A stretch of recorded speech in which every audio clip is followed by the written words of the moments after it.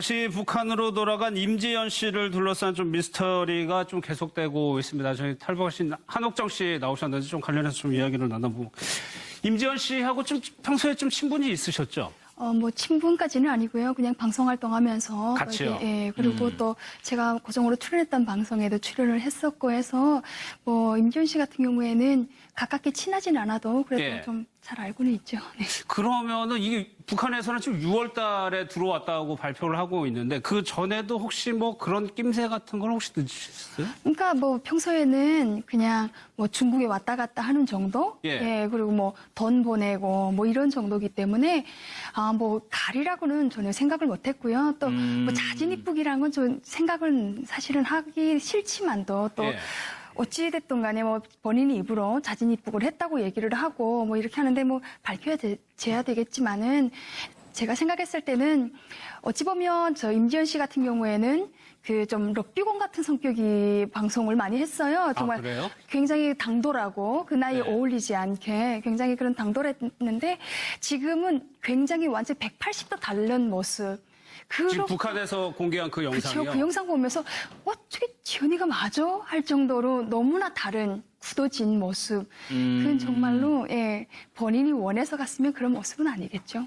일단은 뭔가 좀 회유라든가 뭐가 있었다라고 한옥정 씨 저는 생각하시는 가장 중점적으로 생각할 수 있는 거는 우리가 북한하고 연락을 하면서 전화 통화를 하면서 가족을 가지고 협박을 하면 그게 가장 큰 아킬레스건 같은 그런 겁니다. 그래서 가족을 주고 이렇게 딱 협박을 하고 네가 안 들어오면 뭐 전 가족을 뭐 몰살한다거나 뭐 이런 얘기를 한다 그러면 어찌 보면 마음의 심경의 변화가 분명히 오지 않을까 또 이런 생각을 해보겠습니다. 사실 이 문제는 확인할 수가 없는 거여가지고 주변 사람들의 전원을 통해서밖에 짐작을 할 수 있는데 그러니까 배달 사고 그러니까 북에 있는 가족들에게 돈을 보냈었다는 거예요, 임지연 씨가. 네, 거기서 좀 문제가 생겼을 것이다. 그렇죠. 몇 가지 이제 가정 중에 하나지요. 예. 지금 여러 가지 정황상 팬카페가 생겨서 팬들과 생일 잔치까지 했는데 그다음에 며칠 후에 중국으로 갔다. 그리고 입국을 했다. 이런 과정도 석연치 않은데 중요한 건 한 1,000만 원 정도의 돈을 그러니까 그 전부터 계속 가족한테 돈을 보냈는데 중간에 한번 배달사고, 그러니까 도착이 안 됐다는 거예요. 바로 보낼 수는 없는가 누구를 통해서 그렇죠. 이제 간다는 거죠. 그래서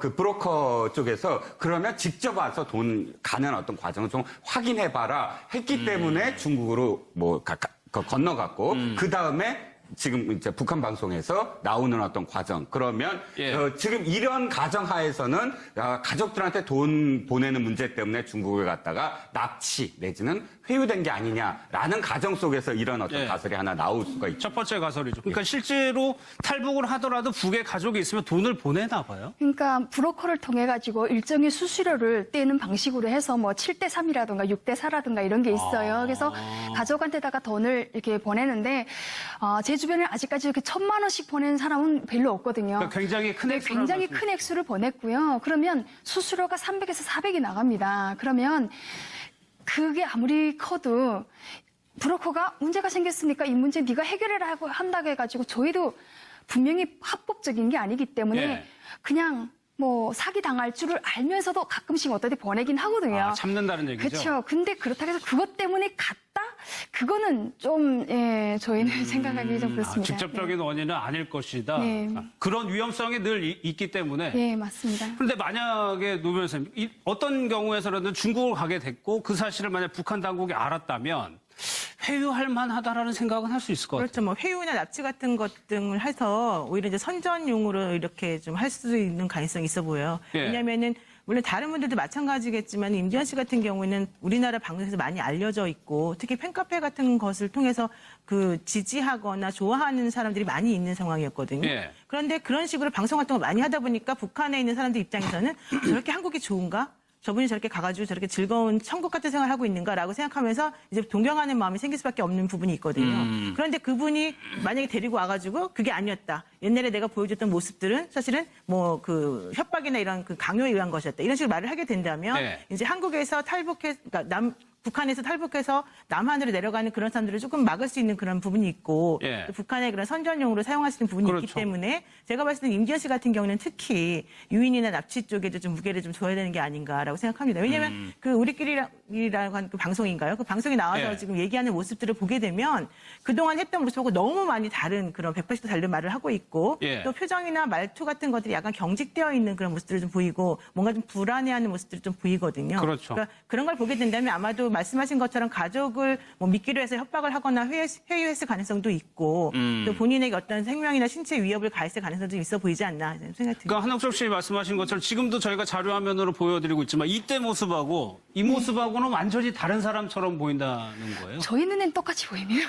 똑같이 보이는데 북한의 화장법하고 남한의 화장법이 좀 달라가지고 예. 좀 그래 보이긴 하지만 뭐 헤어라든 게 굉장하구나. 그래서 여자는 정말 화장을 어디서 하는가가 정말 중요하구나를 생각을 해봤는데 예. 사실 이제 말씀하신 것처럼 이런 북한에서 예전에 그런 얘기를 했습니다. 뭐 대한민국 한복판에서 지금 뭐 여성들을 앉혀놓고 대국민 사기국을 벌리고 있다. 뭐 이런 얘기를 많이 했거든요. 우리 민족끼리 그 방송에서. 그래서 이런 방송을 하는 사람을 한 명을 분명히 정말 오래전부터 타켓을 연구해 왔을 겁니다. 근데 거기에 중국에 왔다 갔다 하는 사람들이 1차 타격 대상이 되겠죠. 네. 예. 뭐 국내에 있는 사람은 안 되니까. 그 얘기를 탈북하신 분들끼리 서로 이제 주고받았다고요?